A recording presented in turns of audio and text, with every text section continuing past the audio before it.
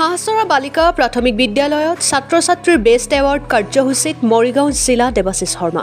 মৰিগাঁও জিলাৰ লাহৰীঘাট প্ৰাথমিক শিক্ষাখণ্ডৰ অন্তৰ্গত হাঁহচৰা বালিকা প্ৰাথমিক বিদ্যালয়ত উপস্থিত হৈ ছাত্ৰ ছাত্ৰীক বঁটা প্ৰদান কৰে জিলা আয়ুক্তই। বিদ্যালয়খনত শৈক্ষিক বাতাবৰণ সৃষ্টিৰে ছাত্ৰ ছাত্ৰীৰ শৈক্ষিক উন্নতিৰ উদ্দেশ্যে আজিৰ বঁটা প্ৰদান কাৰ্যসূচী অনুষ্ঠিত কৰে।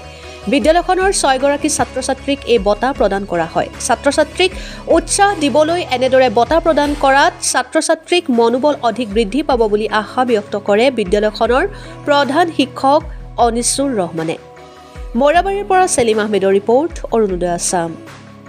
বেষ্ট এৱাৰ্ড দিলে ডিসি স্যাৰ আহি সম্বৰ্ধনা জনালে, এই কি ক'ব আপুনি যেহেতু হেডমাষ্টাৰ? তাৰ মানে হ'ল আমাৰ শিক্ষা জগতক যাতে আমি আগুৱাই লৈ যাব পাৰোঁ, তাৰ কাৰণে মই কিছুমান এই প্ৰগ্ৰাম হাতত লৈছোঁ। সেই হিচাপে প্ৰতি বছৰেই আমাৰ এই স্কুলত মই যেতিয়া প্ৰধান শিক্ষক হিচাপে এই বিদ্যালয়খনত মানে কৰ্মৰত হ'লোঁ, তেতিয়াৰ পৰাই মই প্ৰতি বছৰে প্ৰতিজন ল'ৰা ছোৱালীক উদগনি জন্মাবৰ কাৰণে মই প্ৰতি বছৰেই ল'ৰা ছোৱালীক বেষ্ট ষ্টুডেণ্ট, এটেণ্ডেঞ্চ 100% এটেণ্ডেঞ্চ আৰু চৰিত্ৰৰ ফালৰ পৰা বিহেভিয়াৰৰ ফালৰ পৰা যিজন মানে উৎকৃষ্ট সেইসকলক আমি এটা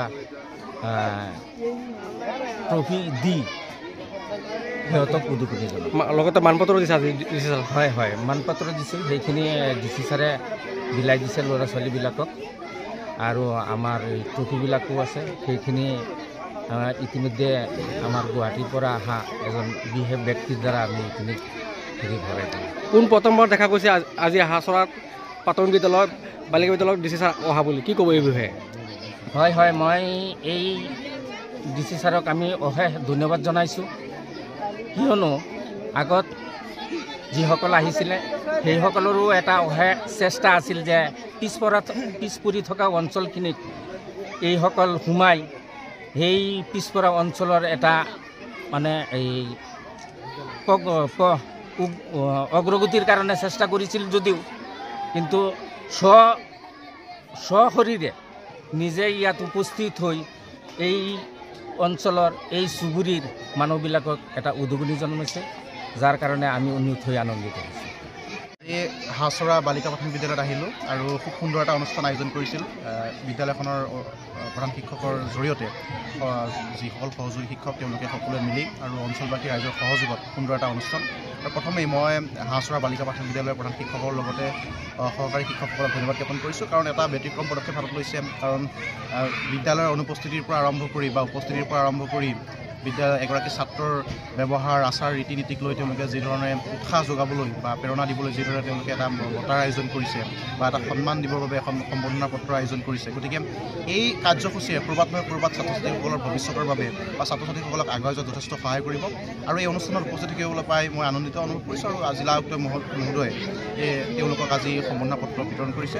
আৰু এই কাৰ্যসূচীৰ যোগেদি এই বিদ্যালয়খনৰ লাহৰীঘাটৰ অতি পিছপৰা এখন বিদ্যালয়, গতিকে এই বিদ্যালয়খনৰ উন্নয়ন হওক, ছাত্ৰ ছাত্ৰীসকলৰ ভৱিষ্যত সুনিশ্চিত হওক, ছাত্ৰ ছাত্ৰীসকল আগবাঢ়ি যাওক, তাৰে কামনা কৰিছোঁ। দেখা গৈছে আজি পোন প্ৰথমৰ হাঁহচৰাত ডিচি ছাৰ উপস্থিত স্কুলত, এইটো এটা ৰেকৰ্ড ক'ব লাগিব। নিশ্চয় ভাল খবৰ বুলি ক'ব লাগিব, কাৰণ এই লাহৰীঘাটটো আচলতে বান বিধ্বস্ততা এলেকা, আমি সকলোৱে জানো। ইয়াৰ পৰা যিগৰাকী আমাৰ জিলা আয়ুক্ত মহোদয় আছে, তেওঁৰ যিবোৰ বৰ্তমানৰ আমাৰ লাহৰীঘাটখনক লৈ যিবোৰ কৰ্মৰাজি যথেষ্ট উৎসাহমূলক, আৰু জিলা আয়ুক্তগৰাকীয়ে স্বাস্থ্যৰ ক্ষেত্ৰতেই হওক, শিক্ষাৰ ক্ষেত্ৰতেই হওক যথেষ্ট কাম কৰি গৈছে লাহৰীঘাটৰ বাবে। আৰু আজি এটা পিছপৰা অঞ্চলত আহি হাঁহচৰা বালিকা প্ৰাথমিক বিদ্যালয়ত তেওঁ উপস্থিত হ'ল। ইয়াৰ জৰিয়তে অঞ্চলটোৰ ৰাইজসকল আজি উৎফুল্লিত হৈছে, প্ৰধান শিক্ষকগৰাকী উৎফুল্লিত হৈছে। গতিকে আশা কৰোঁ জিলা আয়ুক্তগৰাকীয়ে যি পদক্ষেপ গ্ৰহণ কৰিছে সেই পদক্ষেপে এই বিদ্যালয়খনৰ উত্তৰণত সহায় কৰিব আৰু অঞ্চলটোৰ উত্তৰণত সহায় কৰিব। শিক্ষকতা কৰি নতুন প্ৰজন্মক কেনেকে ধৰণে গঢ়িবা সেই কথাটো হৃদয়ংগম কৰি আগবাঢ়ি যাব লাগিব। এই পৃথিৱীত সদায় মনত ৰাখিবা, যদি ভালকৈ কৰা আৰু সৎ কাম কৰা তেতিয়া কোনো কামেই সৰু নহয়। সেইকাৰণে কেতিয়াও এইষাৰ কথা মনত নাভাবিবা যে মই সৰু কাম এটা কৰিছোঁ, ইঞ্জিনিয়াৰজনহে ডাঙৰ, IAS অফিচাৰজনহে ডাঙৰ, সেই প্ৰফেচাৰজনহে ডাঙৰ নহয়। তুমি যদি সৎ মনেৰে ভালকৈ নিজৰ কামত কৰ্মৰত হৈছা আৰু নিষ্ঠাৰে যদি সেই কৰ্ম তুমি কৰিছা, তেতিয়াহ'লে তুমি এজন ভাল মানুহ, আৰু সেই কৰ্মৰ জৰিয়তে সমাজখন কেনে ধৰণে আগবঢ়াই লৈ যাব পাৰিছা অকল নিজৰ কথা নাভাবিবা, অকল নিজৰ কথা পশুসকলেহে ভাবে। মোৰ পেটটো কেনেকে ভৰাম, মই কেনেকে খাম, অকল মই। কিন্তু তোমালোকে সদায় আমি মানুহ হিচাপে জন্ম লৈছো, আৰু মানুহ হিচাপে জন্ম লোৱাৰ মানেটো হৈছে কি যে আমি বেলেগৰ কথাও ভাবিম। বেলেগে কেতিয়াবা যেতিয়া দুখ পাইছে, আজি তুমি যদি দুবেলা দুসাঁজ খাবলৈ পাইছা, তোমাৰ কাষতে থকা মানুহজনে যদি দুবেলা দুসাঁজ খাবলৈ পোৱা নাই, আৰু তেওঁক দেখি যদি তোমাৰ মনত দুখ হোৱা নাই, তেওঁৰ বাবে কিবা এটা কৰিবলৈ মন যোৱা নাই, তেতিয়াহ'লে কিন্তু আমি মানুহ নহয়। মানুহ হিচাপে আমি যিহেতুকে জন্ম লৈছো এই পৃথিৱীত, আমি সমাজখনৰ বাবে কিবা এটা কৰিব লাগিব।